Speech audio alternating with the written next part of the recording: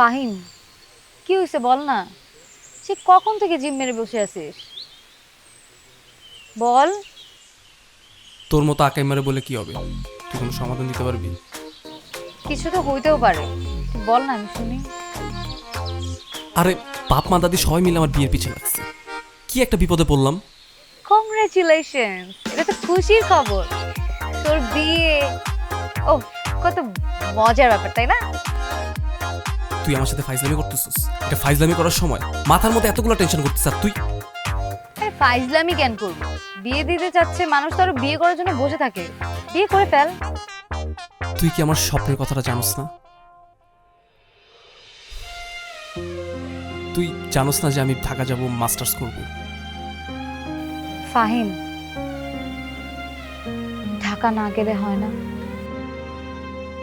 পাগল নাকি? ঢাকা না গেলে হয় না? কিন্তু আমাকে তো বাবা ঢাকা যেতে দিবে না বলছে। খুবই ভালো একটা কাজ। তুই ঢাকা গিয়ে কি করবি?